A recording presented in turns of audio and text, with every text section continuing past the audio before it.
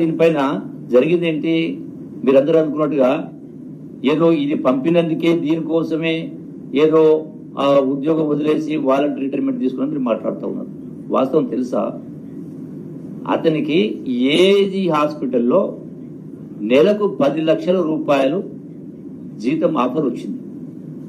అంటే ఢిల్లీలో కొన్ని కంపెనీలో అది ప్రైవేట్గా ఎక్కువ శాలరీ వస్తుంది కింద దానికోసమే వాలంటరీ పెట్టుకున్నాడు.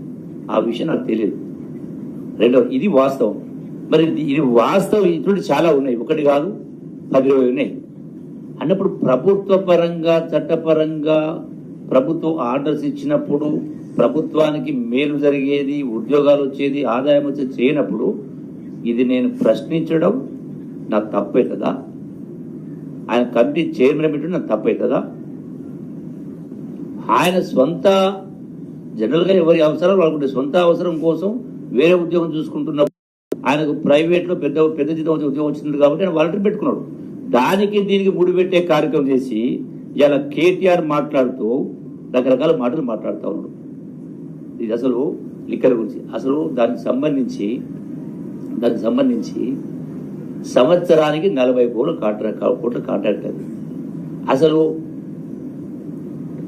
ఫైనలే చేయలే, అసలు టెండరే పిలవలే 2 స్టేజ్లో.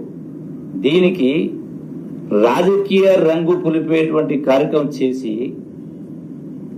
ముఖ్యమంత్రి గారి అల్లుడు పైన ఆరోపణలు, 500 కోట్ల ముడుపులని,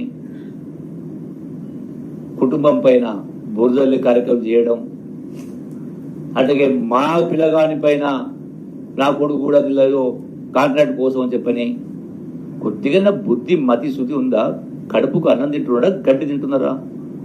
నా చరిత్ర తెలియదా కేటీఆర్? నీకు తెలియదా?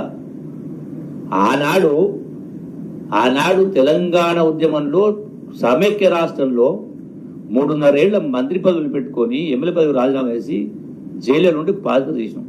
నేను ఓడిపోయిన తర్వాత నీవేమన్నా కేటీఆర్ నీకు జ్ఞాపకం ఉందా? నేను పదవుల కోసము డబ్బు కోసం ఆశపడేవాడిని అయితే నేను ఓడిపోయిన తర్వాత ఏమన్నా కేటీఆర్ అన్నా మాకు బాధ అనిపిస్తుంది మీరు ఓడిపోవడం, మీకు ప్లానింగ్ బోర్డు వైస్ చైర్మన్ బాగుంటుంది, మీరు ఒకసారి కేసీఆర్ని అడగండి, క్యాబినెట్ ర్యాంకు పదవి మిగతా నేను చూసుకుంటూ ఉంటే నేనేమన్నా కేటీఆర్ నీకు గుండె మీద చేసుకుని చెప్పియాలా? నేను ఓడిపోయి పదవులు అడిగేటోని కాదు. ఇది నేను మాట్లాడేది అబద్ధమా?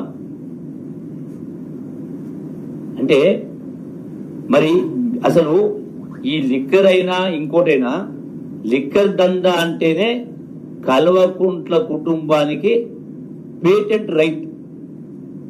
కల్వకుంట్ల కుటుంబానికి పేటెంట్ రైట్. ఎందుకంటే బ్రాండ్ వాళ్ళది.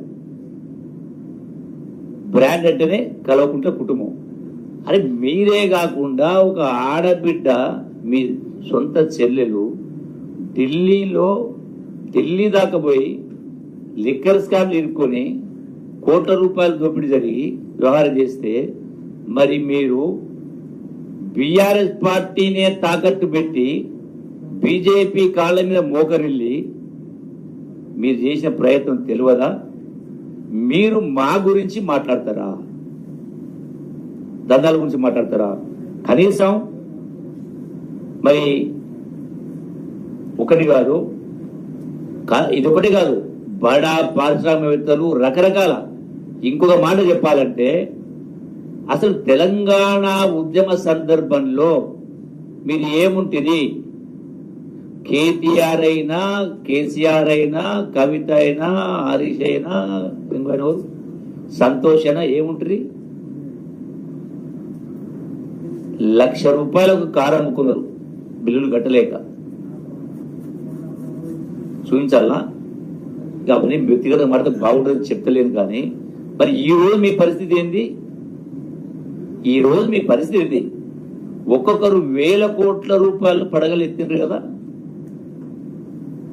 మీరు నన్ను మా ముఖ్యమంత్రి గారిని ఏలుబెట్టి చూస్తారా? అట్లా ఆశపడే ఉంటే ఈనాటికి నేను 1,000 కోట్లు సంపాదిస్తుండే. నేను రాజశేఖర రెడ్డి క్యాబినెట్ లో మంత్రిగా ఉన్నా, రోషే గారి ప్రభుత్వంలో మంత్రి ఉన్నా, కిరణ్ కుమార్ రెడ్డి ప్రభుత్వం మంత్రి ఉన్నా. కేసీఆర్ ప్రభుత్వంలో మంత్రి ఉండి రేవంత్ రెడ్డి ప్రభుత్వం ఉన్నారు. ఏ రోజున ఒక ఆరోపణ వచ్చిందా? అరే నా డ్యూటీ నేను చేస్తే దాన్ని చేయకపోతే మీరు తప్పు పట్టాలి.